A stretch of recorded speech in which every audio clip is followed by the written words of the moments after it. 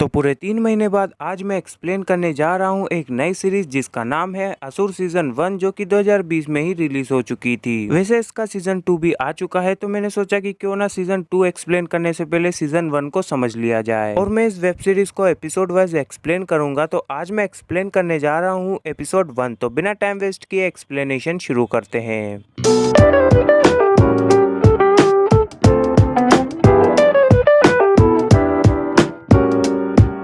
कहानी की शुरुआत होती है 11 साल पहले वाराणसी में, जहां पर गंगा किनारे शुभ नाम का लड़का और उसके पिताजी जो कि पंडित जी होते हैं वो कुछ पूजा पाठ कर रहे होते हैं। और शुभ को देख के ऐसा लग रहा था कि वो कुछ अलग ही टाइप का इंसान है। अब ये दोनों और कुछ लोग नाव पर सवार होकर जा रहे होते हैं, तभी एक आदमी शुभ से पूछता है कि तुम शादियां भी करवाते हो। तो शुभ उसका उल्टा ही जवाब देता है और वो बोलता है कि मैं श्राद्ध भी करवाता हूँ। ये बात सुनकर सब थोड़े हैरान हो जाते हैं। अब शुभ के पिताजी को खांसी आती है, तो शुभ जल से भरा लोटा उठाकर उन्हें दे देता है और वो पानी पी भी लेते हैं। थोड़ी देर बाद उनकी आंख बंद होती है और वो नदी में गिर जाते हैं। ये देखकर शुभ को कोई दुख नहीं होता है, वो बस अपने पिताजी को खड़े होकर देख रहा होता है। साथ ही में वो अपने हाथ में पकड़ा लोटा भी नदी में गिरा देता है और इसे देखकर ऐसा लग रहा था कि शुभ को अपने पिताजी के मरने का कोई दुख नहीं है। इधर शुभ के पिताजी की आधी चिता जली ही थी कि शुभ घाट पर बैठे अघोरियों के पास चला जाता है। अघोरी भी पहले शुभ को देखते हैं और बाद में उसके शरीर पर पूरी राख लगा देते हैं। शुभ की आंखों से आंसू निकल रहे होते हैं और हम देखते हैं कि शुभ के हाथ में एक कटी हुई उंगली है। स्टोरी प्रेजेंट में आती है और हम देखते हैं फोरेंसिक एक्सपर्ट निखिल को, जो कि यूएसए में बच्चों को फोरेंसिक साइंस पढ़ाता है। फोरेंसिक एक्सपर्ट नाम से ही पता चलता है कि निखिल अपने काम को करने में कितना शार्प है। निखिल को जरा सा क्लू मिलते ही वो केस सॉल्व कर देता है। अब निखिल को शशांक अवस्थी की तरफ से कॉल और मैसेजेस भी आते हैं सीबीआई ज्वाइन करने के लिए। इधर हमें न्यू दिल्ली दिखाई जाती है, जहाँ पर एक लेडी अपना वर्क कर रही होती है। तभी वहाँ पर एक मुखौटा पहना आदमी आता है और वो उस लेडी को बुरी तरह मारता है और उसका सिर माइक्रो ओवन में डाल के बेक कर देता है। मतलब वो उस लेडी का मर्डर कर देता है। अब किलर एक खेत में आता है और उस लेडी की डेड बॉडी वहाँ फेंक देता है और उसके ऊपर मांस के टुकड़े भी डाल देता है ताकि कुत्ते उसकी डेड बॉडी को नोच नोच कर खा सके।